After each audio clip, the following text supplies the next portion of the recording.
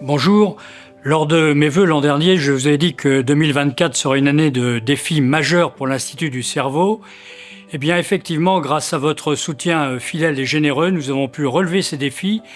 Et cette année a été extrêmement riche en avancées et en découvertes scientifiques.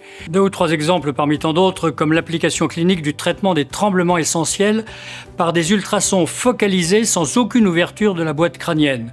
Ou bien encore comme la participation à une étude multicentrique montrant l'intérêt d'un antidiabétique dans le traitement et la stabilisation de la maladie de Parkinson. Ou encore, nous avons pu mettre en évidence l'efficacité des oligonucléotides anti-sens dans le traitement de formes très rares, héréditaires, de la maladie de Charcot dont on connaît le pronostic dramatique. Par ailleurs, nous avons eu la possibilité, en juillet dernier, d'installer dans l'Institut du cerveau une IRM 7T de dernière génération grâce à un très généreux mécène.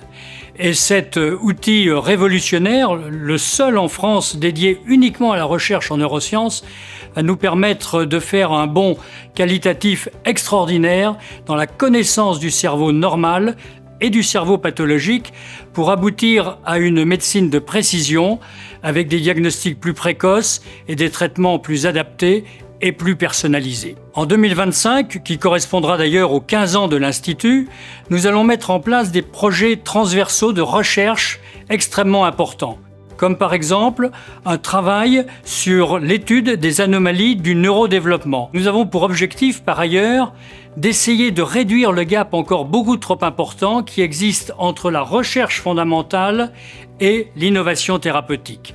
Et nous mettrons en place pour cela le plan Neural, qui est un véritable accélérateur entrepreneurial pour répondre à l'urgence que représentent tous les traitements de ces maladies à la fois neurologiques mais également psychiatriques. Toute cette dynamique sera portée par le professeur Stéphanie Debette qui nous a rejoint le 1er janvier dernier et qui est la directrice générale de l'Institut. Et nous sommes très heureux de l'accueillir au sein de l'Institut.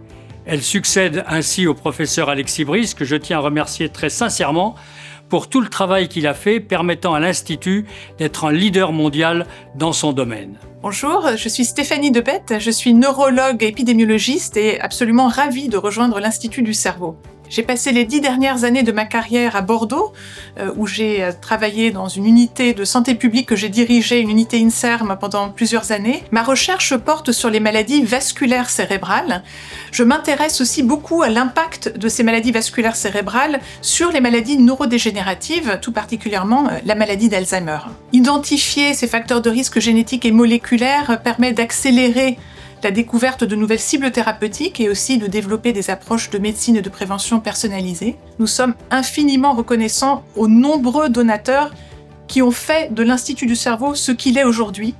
C'est grâce à eux que cet institut peut mener de la recherche à ce niveau d'ambition et nous leur sommes infiniment reconnaissants. Mais je voudrais également vous dire toute ma reconnaissance. Ma reconnaissance pour votre soutien sans faille dans cette lutte contre la maladie. Tout ce que nous avons fait, tout ce que nous faisons, tout ce que nous ferons, nous pouvons le faire qu'avec vous et grâce à vous.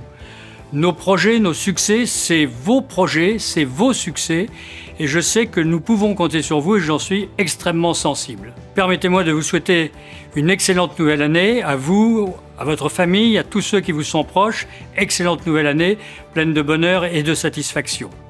Merci beaucoup.